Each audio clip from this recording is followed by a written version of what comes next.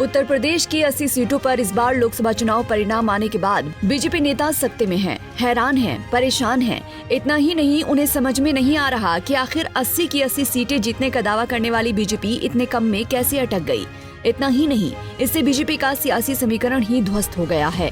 UP में BJP इस बार 80 में से 33 सीटें ही जीत पाई। इसमें भी 16 सीटों पर बीजेपी की जीत में बीएसपी ने अहम भूमिका निभाई, जिस पर अब सियासत हो रही है। सियासतदान बता रहे हैं कि बीएसपी ने बीजेपी की मदद की है। बताया जा रहा है कि बीएसपी ने बीजेपी की मदद ना की होती तो उसकी हालत और पतली होती। बीजेपी की सियासी चाल से सपा कांग्रेस के प्रत्याशी मामूली अंतर से यूपी में बीजेपी प्रत्याशी से हार गए। आम आदमी पार्टी के नेता और राज्यसभा सांसद संजय सिंह ने अपने ट्विटर पर एक डेटा शेयर किया है। उनका कहना है कि अकेले यूपी में 16 सीटें ऐसी हैं जहां बीएसपी की वजह से इस बार बीजेपी जीत गई। अब बहन जी, इसके लिए मुसलमानों को दोष ना दें। ऐसा इसीलिए कि इस बार मुस्लिम, दलित और अन्य पिछड़े उनसे कट चुके हैं। आइए अब आपको बताते हैं कि आखिर वो कौन सी 16 सीटें हैं जहां से बीएसपी पर बीजेपी को मदद करने का आरोप लगा है। इन सीटों पर बीएसपी की वजह से हुई बीजेपी की जीत। हरदोई में बीजेपी ने 27,856 वोटों से जीत दर्ज की, जबकि बसपा प्रत्याशी को 1,22,629 वोट मिले। देवरिया में बीजेपी ने 34,842 वोट से जीत हासिल की, बसपा को 45,564 वोट मिले। फर्रुखाबाद में बीजेपी ने 2,678 वोटों से जीत दर्ज की, बसपा के खाते में गए 45,390 वोट। फतेहपुर सीकरी में बीजेपी ने 43,405 वोटों से जीत हासिल की, जबकि बसपा को 1,20,539 वोट मिले। मेरठ में बीजेपी को 10,585 वोटों से जीत मिली, बसपा के खाते में 87,000 वोट पड़े।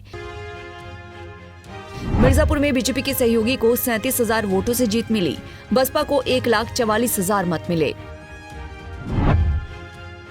अकबरपुर में बीजेपी के देवेंद्र सिंह को 5,17,423 वोट मिले, सपा प्रत्याशी राजा रामपाल को 4,73,078 वोट मिले, बसपा के खाते में 73,140 वोट आए। यहां पर बीजेपी उम्मीदवार की 44,345 वोटों से जीत हुई।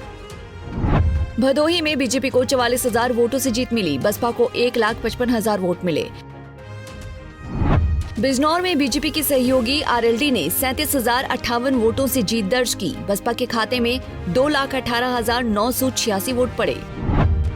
अलीगढ़ में बीजेपी के सतीश गौतम को 5,01,834 वोट मिले, सपा के विजेंद्र सिंह को 4,86,187 वोट मिले, बसपा के खाते में 1,23,929 वोट आए। यहां बीजेपी उम्मीदवार गौतम 15,647 वोटों से जीत गए।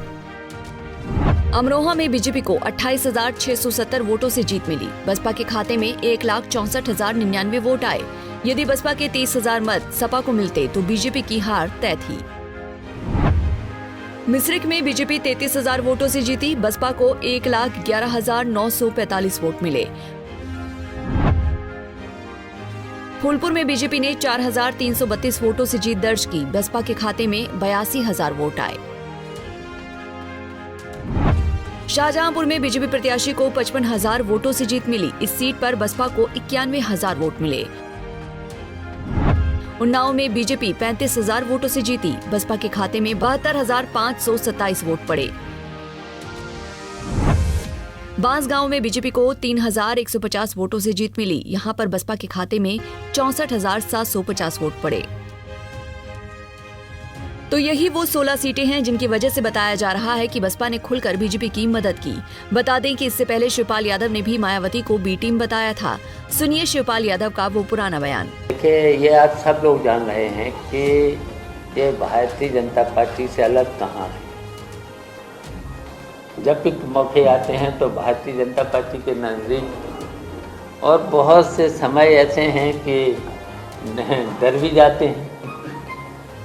हम लोग तो डरने वाले तो हैं नहीं। कभी सीबीआई से डरेंगे, कभी ईडी से डरेंगे, कभी कहीं से डरेंगे, तो हम लोग तो डरने वाले नहीं हैं समाजवादी के लोग। चाचा, सरकार के मंत्री ही संजय निषाद। बता दें कि सोशल मीडिया पर अब ये लिस्ट जमकर वायरल हो रही है। अब देखना होगा कि आने वाले वक्त में इस मामले में कितनी राजनीति होती है, क्योंकि अभी तक संजय सिंह के अलावा किसी और भी नेता का बयान नहीं आया है। लेकिन जो लिस्ट वायरल हो रही है उससे कहीं न कहीं अब लोग भी कई तरह के सवाल उठा रहे हैं।